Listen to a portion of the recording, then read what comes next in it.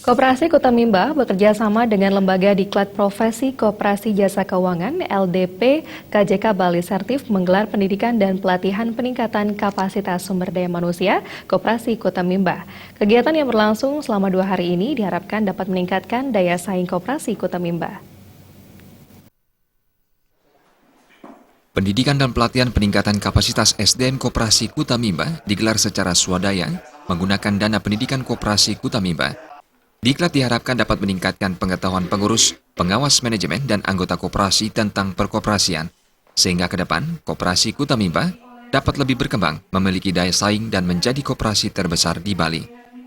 Target kita untuk dalam pelatihan dari SDM ini adalah bagaimana nanti kita melayani daripada anggota kita yang ada di wilayah masing-masing kabupaten. Kemudian dengan sumber SDM ini kita harapkan nanti produk yang kita punya bisa dinegosiasikan nanti dengan anggota yang ada di seluruh provinsi di wilayah Bali. Kabid Bina Lembaga Koperasi Dinas Koperasi dan UKM Provinsi Bali, IGD Indra mengatakan, di era persaingan seperti saat ini, meski koperasi memiliki segmen tersendiri yaitu anggota, daya saing koperasi perlu terus ditingkatkan.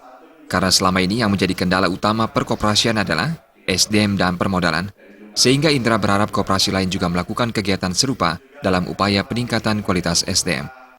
Secara umum ada 3 hal. Pertama, kualitas SDM. Yang kedua, akses ke lembaga permodalan yang masih terbatas. Yang ketiga, akses pasar yang perlu kita tingkatkan. Jadi, Kuta Mimba sudah melihat karena menghadapi persaingan yang makin kompetitif ke depan, tentu kunci utama adalah di sisi kualitas SDM. Koperasi itu punya pangsa pasar tersendiri, yaitu anggotanya. Kalau Kuta Mimba sekarang berapa anggotanya? 5.000 lebih. Nah, itulah pangsa pasar yang harus digarap oleh Koperasi Kuta Mimba. Tentu dengan adanya pendidikan model begini untuk meningkatkan kapasitas, kualitas pelayanan koperasi kepada para anggotanya. Materi yang disampaikan meliputi laporan keuangan koperasi, analisis laporan keuangan, penyusunan rencana strategis dan rencana anggaran, dan pemasaran koperasi.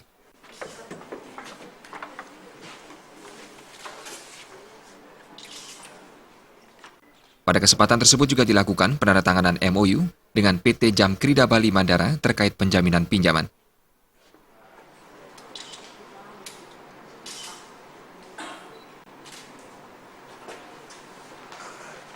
Hadap sini, Pak. Hadap sini, Pak. Ya. Salaman. Purnama Bali TV.